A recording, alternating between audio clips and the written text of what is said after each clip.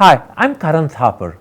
Over the last few years, I hope you've been watching my program, The Interview on the Wire.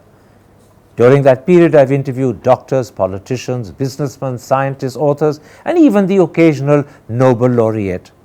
For me, it's been exciting. I hope it's been enjoyable for you. But these, as you know, are tough times, and if this program is going to remain bold, independent, and sometimes even defiant, then I think we need your support. At the end of the day, it's a truism, but editorial independence is best defended by the viewers. So if you would like this program to remain the way it is, forthright, outspoken, and interesting, then would you consider supporting us? All you have to do is to click on the description at the bottom. But more than anything else, I hope you will continue to watch the interview. Your viewership means an awful lot to me. Thank you for your time. Goodbye.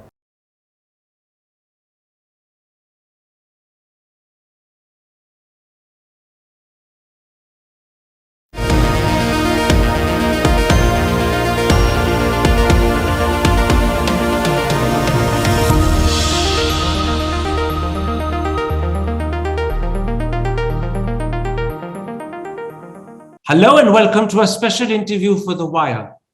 How should we view the recent changes in the eligibility of the Chief of Defence Staff? Are they a wise and sagacious innovation, or do they raise issues of concern that haven't got the serious attention they deserve? That's the key issue I shall put today to one of India's most highly regarded and illustrious former chiefs of the Indian Army, General Ved Prakash Malik. General Malik, how do you view the change in the rules determining the eligibility of the Chief of Defence Staff? Now, Lieutenant General equivalent officers from all three services, whether serving or retired, are eligible provided they are below the age of 62 on the date of appointment. How do you view this critical change in eligibility?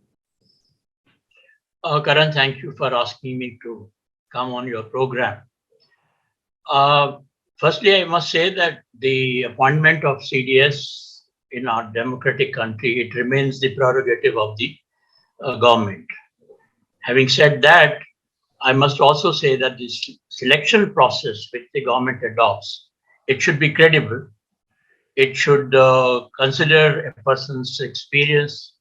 It should consider the exposure to politico-military affairs and the functioning of the armed forces.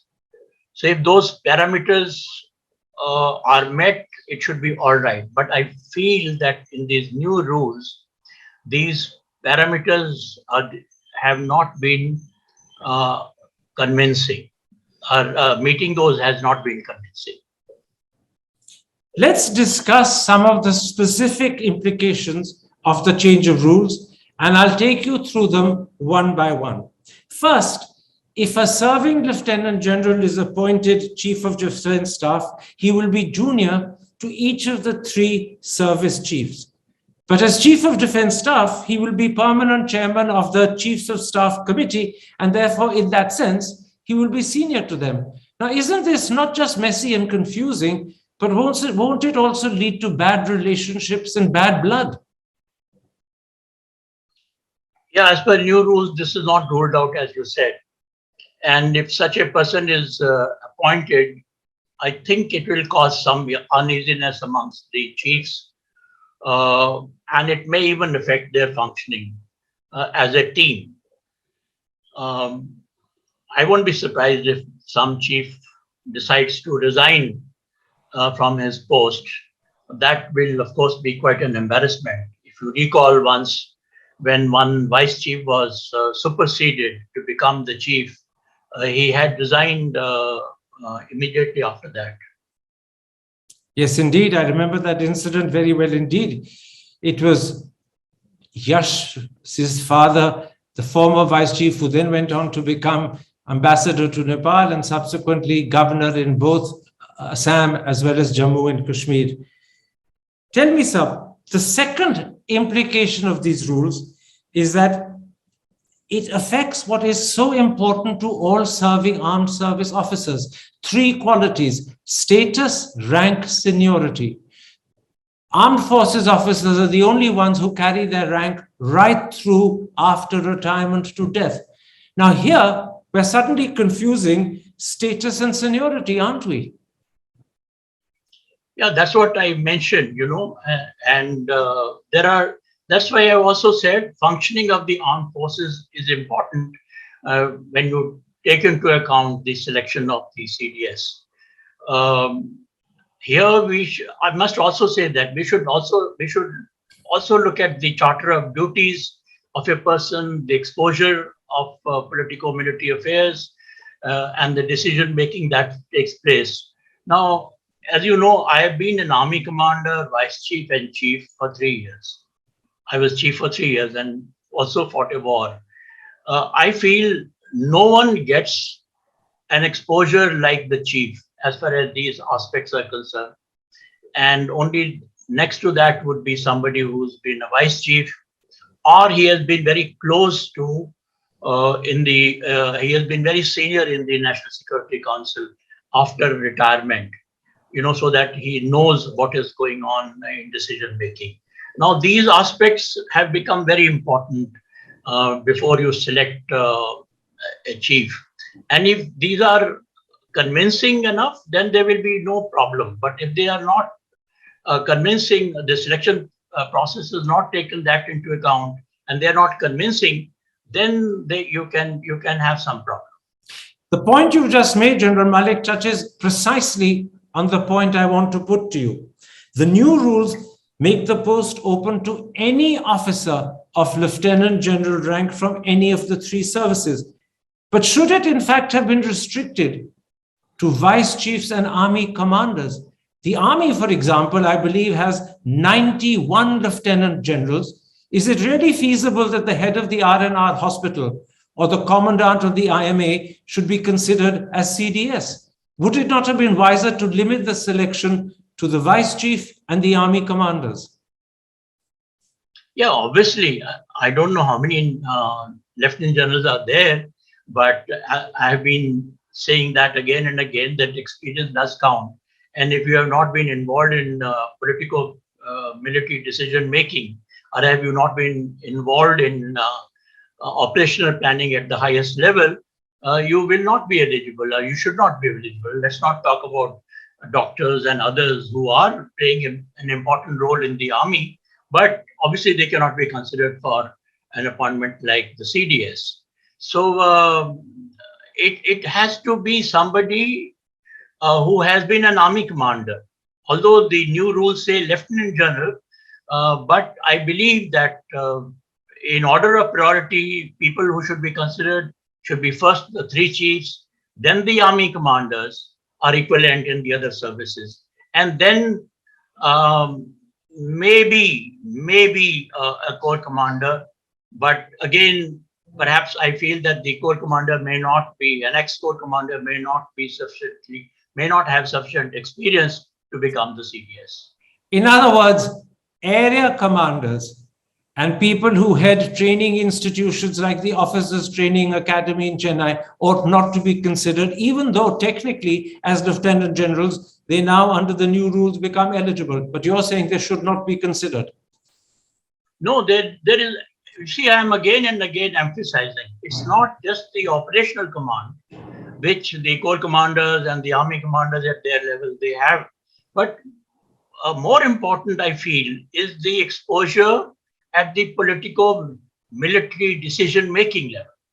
That means that you attend the CCS conferences with the Prime Minister and with the other ministers, and you get to see how a particular security decision is taking. And in the armed forces, as I see it today, except for the three chiefs and sometimes the vice chiefs, these people are not exposed to that kind of a decision making, and therefore I feel that they probably will not fit into this chair. Now, one explanation that has been given why the eligibility has been expanded to cover all lieutenant generals, both serving and retired, and this explanation perhaps applies more to retired than to serving lieutenant generals, is that it will keep, to use a colloquial phrase, a lock on their tongue. Serving lieutenant generals will not be in a position to criticize the government, but retired ones could. Now, since they're eligible to be Chief of Defense Staff for up to 2 years after retirement, there is a good chance that they will be very cautious and careful and will not criticize the government. Do you think there's some truth to that supposition that this has been done to put a lock on the tongue of those who are retired? Because if they speak out, they will endanger their chances of becoming Chief of Defense Staff. I'm not sure about that, but I won't be surprised if somebody decides to go to the courts that he has not been considered. That also happens. In fact, that happens more often these days. So it's a dicey situation. And I wish the rules had been framed properly so that you have the right kind of people being considered. Thirdly, according to the business standard, the rules permit any lieutenant general rank officer who retired on or after the 30th of June 2020 to be appointed CDS. That means, in effect, someone who retired 2 years ago can still become CDS. Is that too long a time gap? No, I don't think 2 years is a very long time. By and large, I have seen that people who have retired, they continue to remain in touch with whatever is happening on the strategic front. 2 years is not a long time. And of course, there are some people who also manage to get into the National Security Advisory Board, etc. So you have to take into account. So 2 years is not much, but anything beyond that perhaps would not have been right. In other words, 2 years should be the limit. It should not be extended for retired officers. I think 2 years is okay. Yeah. Now, does the fact that the government has extended the eligibility to cover retired officers suggest that the government may not have or may not believe it has adequate options amongst serving officers? I'm not sure about that. Look at the large number of people who today are army commanders, vice chiefs, as well as commanding strategic command, etc. If you take into account, I think there are almost about 19 people in addition to the chiefs. So this is enough number, and I think this number should be adequate to select the right person. Why do you have to go deeper into that? Because then if you go and do that, then people will point fingers on the selection system. So you are agreeing that there was really no need to extend the eligibility to cover people who retired 2 years ago. You have, as you said, 19, 20 people with adequate experience, adequate exposure, perhaps even the political military exposure that you believe is important within the services. There was no need to go to people who are retired. I think so. Yeah. Mind you, I must also add that there have been some instances like that in foreign countries. I know in the United States of America, one of the president, he recalled somebody after retirement and appointed him as the chairman, Joint Chiefs of Staff. But then I don't think that's the right thing to do in our case, because there's much greater politicization in our country than you find in other countries on the selection process of the service officers. So I still recommend that 1 out of those 19 or 20 people or 21 people that I mentioned, that number is enough to select a CDS. I believe, but I may be wrong, that the American instance you're referring to happened during the time of President Kennedy in the very early 60s. And I believe, although I forgot to take his full name, the vice chief who resigned because he'd been superseded was General Sinha, who then went on to become governor both of Assam and later on governor of Jammu and Kashmir. Now, both instances are correct. Both instances that you have mentioned are correct. Both instances are correct. Thank you very much for pointing that out, General Saab. Many people suspect that this deliberate and very pointed change in eligibility criteria has been done to facilitate someone the government has in mind but hasn't named. If that turns out to be the case, should rules be amended to facilitate just one person? Karan, I want to express one opinion, and that is that the present Prime Minister, he brought in this he introduced the appointment of CDS, which had not been done by his predecessors, including predecessors from his own party for the last 20 years. So he brought it, he introduced it. Apparently, he was keen to do that. Now, having done that, I really cannot understand why there has been such a long delay of now 88 months that this appointment has not been filled up again. I suspect that the bureaucracy and some other people involved at the lower level, they also have a role to play in trying to fit somebody or in trying to, manipulate the rules so that somebody known to them gets selected. This is a hunch that I am expressing. But your hunch is that if there is, in quotations, mischief happening, and I use that word in quotations, it's happening at the bureaucratic rather than the political level. Yeah, that is right. I mean, I cannot understand that here is a prime minister who introduced this after such a long delay, and yet he's had to accept this long delay and then modification of the rules in such a manner that we have just not discussed. One more point, General Malik. The government has also reserved the right to extend the CDS's tenure up to the age of 65. This means if a lieutenant general is appointed CDS at the age of 60, he could potentially continue as CDS for 5 years. How do you view that possibility? No. See, firstly, I must say that the holding of the appointment for 5 years is far too long. Even, when the extension of ages came, I myself was against any chief having more than 3 years as a tenure. And that is what is continuing today. So I feel that although they have said 65 years, but maybe after 3 years, after all, they can say that, okay, thank you. So it's 65 is the upper level, but I feel that they can make it to 3 years or, depending upon the way it has been functioning. But let me just say again that as a chief or as a CDS, 3 years is good enough, is more than enough.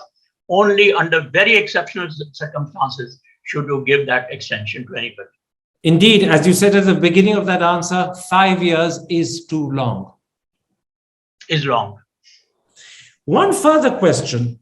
The original rules to appoint the CDS, the original eligibility criteria were established just 3 years ago in 2019. Since then, only one person has occupied the post, and sadly and unfortunately, not even for a complete tenure. If therefore within 3 years, the eligibility is being changed and fairly drastically, does that suggest that the original structure of CDS was less than perfect? That the government has realized that the original structure had flaws, which is why these changes are now needed? Indeed, it does give that kind of an impression. And also, as I mentioned, it's not understandable why there has been such a long delay in appointing the next chief of staff after we lost General Rawat in that unfortunate accident, chief of defense staff after we lost General Rawat. So it's not given a good impression to anybody, whether in the services or even outside. This should have been filled up much earlier. And again, you start wondering why this manipulation of devising of the new rules has come in. Now, the Business Standard newspaper on the 10th pointed out a very interesting and intriguing anomaly, and I assume the paper is correct. I'm therefore on that basis going to put this anomaly to you. They point out that whilst the 3 service chiefs are senior to the Defense Secretary, the CDS is also Secretary of the Department of Military Affairs, and in that capacity, he's the equivalent of the Defense Secretary. Yet as CDS, he is also permanent chief of the Chiefs of Staff Committee, and in that second capacity, he's senior to the Army Chiefs. Therefore, you have a very interesting situation where the CDS wearing one hat is junior to the service chiefs, but wearing another hat is senior. Again, isn't that messy and confusing? It's flawed, not just messy and confusing. It's flawed.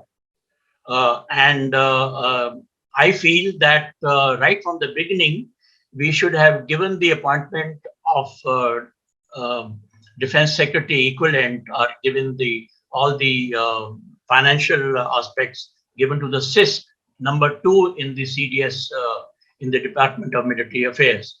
And the CDS should have been left with only strategic decision making and coordination among the 3 services, as well as on the nuclear side, overseeing the administration of all that. And I hope it is corrected now that we have changed the rules. I would prefer that the CDS is not all the time looking into the financial aspects and all. That can easily be left to the CISC. And he is, in any case, a 3-star general equivalent to an army, nearly equivalent to the army. And he can handle the financial aspects. So in a nutshell, what you're saying is when the new CDS is appointed, he should not be Secretary of the Department of Military Affairs. His Chief of Staff should have that function. And therefore, this anomaly, where with one hat he's senior and with another hat he's junior to the 3 service chiefs, that anomaly is taken care of and ended forever. Yes, I do feel very strongly. And CDS must be kept free from these day-to-day financial affairs and the secretary, which the secretary looks after. CISC can do that, and the CDS must focus more on the security aspects at the international as well as national level. My last question, General Malik, given all the concerns that we've gone through one by one, do you come to the conclusion that both the original concept of CDS announced in 2019 had certain flaws, such as the one we just discussed, where with one hat the CDS is senior and with another hat he's junior, but now, by permitting junior officers to supersede the serving chiefs and create further anomalies, we may have, if I use a colloquial phrase, opened a small can of worms, a can of worms where you will create personality problems, relationship problems, which are unfortunate and never welcome. See, as I said earlier, the delay in appointing a CDS and then changing the rules altogether, bringing in the new rules which I have considered in some cases as flawed, some aspects as flawed, it does create a poor impression of the way the whole thing has been considered today. And well, the delay cannot be undone now. But I feel that we have the time now to correct the system and put in something which is considered right, looking at the requirement, the charter of duties of the CDS, as well as looking at his experience and looking at the traditions of these 3 services. You know, that is an important aspect. And as we said earlier, the hierarchy does count, the command and control does count. All these aspects must be taken into account. At the moment, it's not given a very good impression, not to me at least. You were very upfront and honest in saying that the new rules are flawed. Would you go one step further and say they have the potential? They have the potential of opening a can of worms. Well, let's see. I won't be able to, but if there is a flaw somewhere, apparently it can lead to something wrong, some other aspects also. So yes, indeed, they could open a can of worms. Let's put it like that. General Malik, I thank you for this interview, and I thank you for patiently but meticulously taking us through all the different implications. I hope the government listens to the main point you made, that the new rules are flawed, they need to be rethought. Clearly, they haven't been given the serious reflection and thinking they require. I hope now the government does precisely that. Take care and look after yourself. Thank you, Karan. Thanks a lot. Hi, I'm Karan Thapar. Over the last few years, I hope you've been watching my program, The Interview on the Wire. During that period, I've interviewed doctors, politicians, businessmen, scientists, authors, and even the occasional Nobel laureate. For me, it's been exciting. I hope it's been enjoyable for you. But these, as you know, are tough times, And if this program is going to remain bold, independent, and sometimes even defiant, then I think we need your support. At the end of the day, it's a truism, but editorial independence is best defended by the viewers. So if you would like this program to remain the way it is, forthright, outspoken, and interesting, then would you consider supporting us?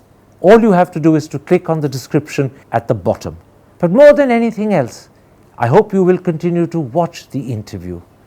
Your viewership means an awful lot to me. Thank you for your time. Goodbye.